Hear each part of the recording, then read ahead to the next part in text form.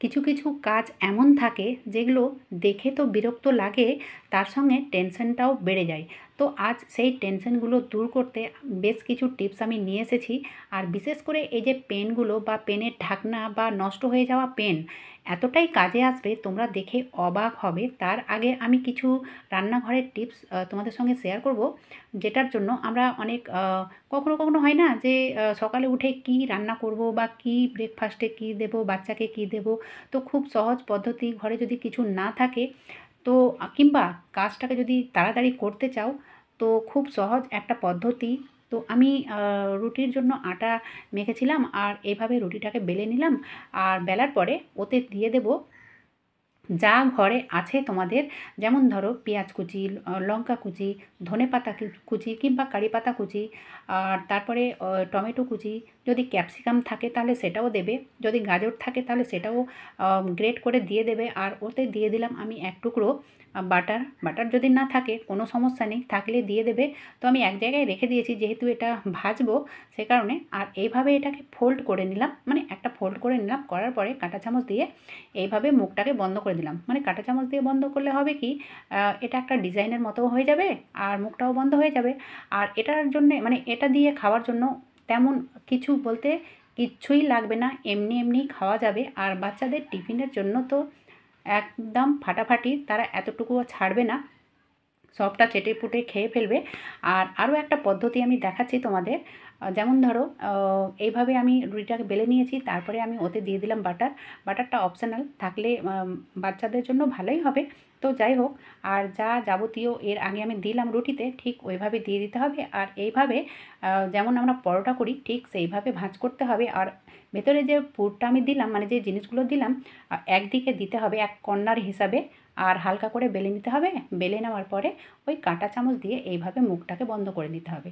তাহলে দেখবে খুব সহজ, খুব ঝটপট। বাচ্চাদের কেন, বাচ্চা বড় সবাই এটা কিন্তু মানে পছন্দ করে খাবে, আর প্রশংসাও অবশ্যই করবে। চলো একটা ভেজে দেখাচ্ছি। তো এখানে আমি তোমাদের আরও একটা টিপস দিতে চাই। সেটা হচ্ছে এরকম প্যানে যদি আমরা এরকম ভাজাভাজি করি আর এই খুন্তি দিয়ে যদি পাল্টাতে যাই, তাহলে কিন্তু তেলটা ছিটকে হাতে টাতে লেগে যেতে পারে। তো সবথেকে ভালো পদ্ধতি হচ্ছে এই যে চিমটেগুলো, যদি চিমটে দিয়ে পাল্টে দাও তাহলে এতটুকুও ভয় থাকবে না। ঠিক আছে? তো অবশ্যই রান্নাঘরে এই চিমটেগুলো রাখবে। আর তোলার সময়ও ভীষণ ভালো একটা পদ্ধতি, এই চিমটে দিয়ে তুলে নেবে, তাহলে এতটুকু তেল লেগে থাকবে না, আর কোনো ভয়ও থাকবে না। চলে এলাম পরবর্তী টিপসে। তো একটা ক্যারির মধ্যে এতগুলো পেন রাখা রয়েছে। তো এই সবগুলো পেন নেই, কোনোটা স্কেচ পেন রয়েছে, বড় রয়েছে, ছোট রয়েছে, পেন্সিল, রবার, এগুলো একসঙ্গে রাখা ছিল। এবারে ব্যাপার হচ্ছে আমাদের যদি একটা জিনিসের মানে একটা পেনের প্রয়োজন পড়ে, তাহলে কিন্তু হাতড়াতে হবে আর অনেকটা সময় লেগে যাবে। তো বাচ্চা কাচ্চারা বোঝে না, একসঙ্গে বোঝাই করে রেখে দেয়। তো সেগুলো আমাদেরকে একটু খেয়াল রাখতে হয়। তো আজ আমি সেটাই ঠিক করতে বসলাম, আর সেটাই তোমাদের সঙ্গে শেয়ার করে নিলাম। ঠিক আছে? যদি তোমাদের কোনো কাজে আসে। তো এই দেখো বন্ধুরা, আমি সবগুলোকে আলাদা আলাদা করে নিয়েছি। যেমন স্কেচ পেনগুলো ছোট বড় রয়েছে, আলাদা আলাদা করে নিয়েছি, আর পেনগুলোকেও আলাদা করেছি। তারপরে দেখো রুলগুলোকেও আলাদা করেছি। আর এগুলো কিভাবে রাখবো, আর নষ্ট হয়ে যাওয়া পেন বা নষ্ট হয়ে যাওয়া পেনের ঢাকনা এতটাই কাজে আসবে, তোমরা দেখে অবাক হবে। আজকের পর তো কখনো ফেলবে না, পেনের ঢাকনা তো একদমই ফেলবে না, কারণ পেনের ঢাকনা আমাদের অনেক কাজে আসবে। তো এটা ছিল জিবলক ব্যাগ, এই পেন্সিলেরই ছিল। তো আমি সেখানে রুল, রবার আর কাটারটা রেখে দিলাম। আর এবারে দেখো বাকি যে এতগুলো পেন রয়েছে, যেন বাচ্চাদের অসুবিধে না হয় সেই হিসেব করে রাখতে হবে। তো তার থেকে আমি কি করব, যেগুলো নষ্ট হয়ে গেছে সেগুলো কিন্তু আমি আলাদা করে নেব। কারণ নষ্ট হয়ে যাওয়া পেন এর মধ্যে রেখে কোনো লাভ নেই। যখন আমাদের প্রয়োজন পড়বে তখন কিন্তু অনেকটা লেট হয়ে যাবে, মানে দেখতে হবে যে কোনটা ভালো আছে আর কোনটা নষ্ট আছে। তো অবশ্যই নষ্ট হয়ে যাওয়া পেনগুলোকে আলাদা করে নেব। এগুলো কিন্তু কাজে লাগবে। আমি দেখাচ্ছি, তোমরা স্কিপ না করে পুরো ভিডিওটা দেখতে থাকো। চলো এবার আমি নিয়েছি একটা বোতলের ঢাকনা। ঠিক আছে? যে তেলের বোতলগুলো থাকে সেই তেলের বোতল আমরা মানে সেই তেলের বোতলের ঢাকনা আমি নিয়েছি। আর একটা করেছি শিক গরম। আর শিক গরম করার পরে এখানে একটা ফুটো করব। ফুটোটা একটু বড় দেখে করব। এই দেখো। ঠিক আছে? এবারে নিয়েছি একটা নষ্ট হয়ে যাওয়া পেন। তো এইদিকে আমি মোটামুটি ৩ থেকে ৪ আঙুল মতো লাগবে। তো একটুখানি কাট করলেই কিন্তু এটা ভেঙে যায়। তো এই ভেতর থেকে সেটা বার করে নিলাম। করার পরে দেখো এই ফুটোর মধ্যে এটাকে দিয়ে দেব। তো ঢুকছিল না, একটু আর ফুটোটা বড় করতে হবে। তো আমি আবারও শিকটাকে গরম করে ফুটোটাকে গরম করে মানে বড় করে নিলাম। ঠিক আছে? এবারে দেখো মানে যেদিকে ছুঁচলো রয়েছে সেটা কিন্তু ওপরের দিকে এইভাবে ভরে দিতে হবে। ছুঁচলোটা ওপরের দিকে রাখতে হবে। এবারে দেখো এটা ভালোভাবে যেন সেট হয়ে যায়, সে কারণে শিকটাকে গরম করে আর এইভাবে বোতলের ঢাকনা যেহেতু প্লাস্টিক, তো একটুখানি গরম করে যদি চারিদিকে ঠেকিয়ে নেওয়া হয় গরম শিকটাকে, তাহলে একেবারে জাম্প হয়ে যাবে। তো এবারে দেখো কী কাজে লাগবে বন্ধুরা, এই যে তেলের বোতল, এই বোতলের তেল যখন আমরা ঢালি কাজে লাগাই তখন কিন্তু অনেক সময় দেখা যায় বেশি পড়ে যায়। তো এই ঢাকনাটাকে যদি এইভাবে একবার করে রাখলেই কিন্তু এটা অনেক দিন চলবে। তো অনেক দিন কী করে চলবে সেটাও আমি বলে দিচ্ছি, কারণ তেল তো অবশ্যই শেষ হয়ে যাবে কয়েকদিনে। তো তোমরা দেখে বুঝতে পারছো কত সুন্দরভাবে এই তেলটা দেওয়া হচ্ছে, মানে যতটা প্রয়োজন ততটাই পড়বে। ছোট্ট একটা ফুটো থাকলেও সেটা তো খোলাই থাকবে, তো খোলা রাখার কোনো প্রয়োজন নেই। সেই পেনের ঢাকনা দিয়ে এইভাবে ঢেকে দিতে হবে। এই দেখো বন্ধুরা, তো হলো না সুন্দর একটা জিনিস, যে জিনিসগুলো আমরা অনেক টাকা পয়সা দিয়ে বাজার থেকে কিনে থাকি। এই অয়েলের বোতলগুলো পাওয়া যায় অনেক দাম দিয়ে আমরা কিনে থাকি।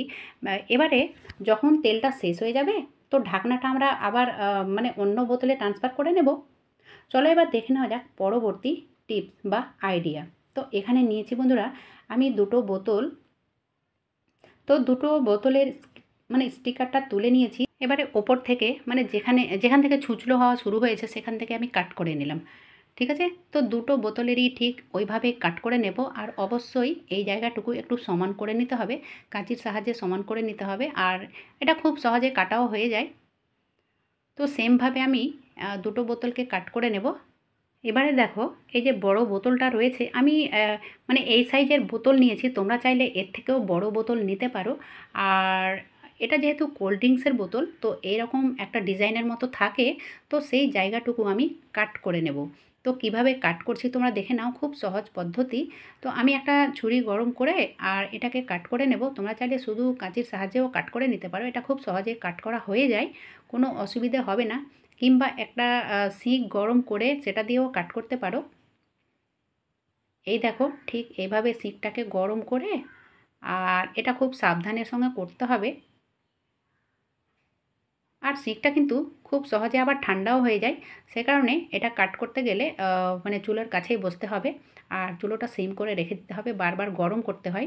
তো যাই হোক আমি বলে দিলাম। তো এভাবে দেখো আমি মানে বড় বোতলটাই কাট করেছি, ছোটোটাকে কাট করব না। এবারে আমি নিয়েছি এই মাস্কিং টেপগুলো, যে কোনো টেপ তোমাদের ঘরে যে কোনো টেপ আছে সেই টেপটা এখানে এভাবে দিয়ে দেবে। ঠিক আছে? যেন হাতে টাতে না লাগে সে কারণে, এটা না দিলেও হয় কিন্তু দিয়ে দিলে এটা বেশি ভালো হয়। কোনো মতে হাতে লাগবে না। তো আমি দুটো বোতলেরই এইভাবে দিয়ে দিয়েছি। এবারে দেখো এই যে পেনগুলো মানে অতগুলো পেন যেভাবে রাখবো যেন নিতে অসুবিধে না হয়, মানে যখন প্রয়োজন পড়বে তখন যেন কোনো অসুবিধে না হয়। তো যেভাবে তোমাদের সুবিধে হয়, যে এই পেনগুলো এই খোপে রাখবো বা ওই পেনগুলো এই বক্সে রাখবো, তো ওইভাবে তোমরা রেখে দিতে পারো। তাহলে কি বলো তো, বার করতে কোনো অসুবিধে হবে না বা কোনো ঝামেলা হবে না বা টাইম লাগবে না। খুব সহজে বাচ্চারা কিন্তু এই পেনগুলোকে ইউজ করতে পারে। তো যতগুলো পেন আছে সব ওর মধ্যে ভরে দিলাম। আর এই যে ছোটো বোতলটা রয়েছে এর মধ্যে আম, সেই কালারের জন্য যে পেনগুলো থাকে স্কেচ পেনগুলো, সেগুলো আমি রেখে দিলাম। বড়গুলো এমনি রেখে দিয়েছি আর ছোটোগুলো একটা গার্ডারের মধ্যে আটকে তারপরে এর মধ্যে দিয়ে দিলাম। এবারে যদি তোমাদের ইচ্ছে হয় তাহলে এই ঢাকনাটাকে কিন্তু লাগিয়েও রাখতে পারো। তাহলে কি হবে বলো তো, যদি ঘরে ছোট বাচ্চা কাচ্চা থাকে হাত দিলেও কিন্তু মানে পড়ে ছড়িয়ে ছিটিয়ে যাবে না। বোতলটা কিন্তু একেবারে টাইট হয়ে লেগে যায়, কারণ আমি ওপরে যে মাস্কিং টেপটা দিয়েছি সে কারণে এটা কিন্তু টাইট হয়ে থাকবে। তো তোমরা এইভাবে যতগুলো পেন থাকবে তোমরা রাখতে পারো, একটা বোতলে দুটো বোতলে তিনটে বোতলে। তো যাই হোক টেবিলে রাখলে দেখতে ভালোও লাগে আর কাজের সুবিধেও হয়। চলো এবার দেখে নেওয়া যাক এই ঢাকনার কামান, কারণ এই ঢাকনাগুলো আমাদের অনেক কাজে আসে। তো আমি বেশ কয়েকটা আইডিয়া তোমাদের সঙ্গে শেয়ার করব। তো এখানে নিয়েছি বন্ধুরা আমি ডবল সাইড টেপ আর একটুখানি কাট করেছি, এই যে ঢাকনাটা যত বড় রয়েছে তত বড় কাট করেছি, আর এইভাবে কাট করে এটাকে লাগিয়ে দিলাম। ঠিক আছে, তো কোন দিকে লাগাচ্ছি তোমরা দেখে বুঝতে পারছো। তো এভাবে লাগিয়ে দিলাম। এবারে দেখো, রান্নাঘরে আমাদের মানে মহিলাদের এতটাই কাজে আসবে। আর ব্যাপার হচ্ছে, সবথেকে বড় কথা হচ্ছে যে পেনের ঢাকনাই কেন ব্যবহার করছি, কারণ পেনের ঢাকনা মানে দেখতে খারাপ লাগে না, বরঞ্চ ভালোই লাগে। ঠিক আছে, আর যেহেতু এগুলো খুব ছোট, কিন্তু কাজ অনেক বড় বড় হয়।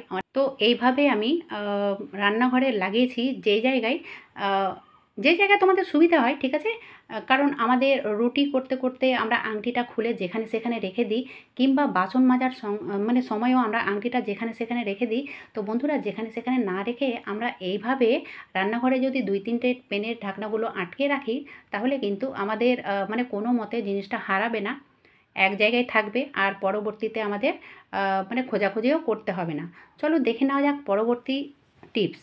তো বাচ্চা কাচ্চারা কিংবা বড়রা যদি এইভাবে খাতা কলমের কাজ করো কিংবা পড়ালেখা করো ফ্যানের তলায় বসে, তাহলে এরকম কিন্তু হয়, মানে পেজটা উড়ে মানে বারবার শুধু ঠিক করতে হয়, আর বিরক্ত লাগে, আমাদের ডিস্টার্বও হয়।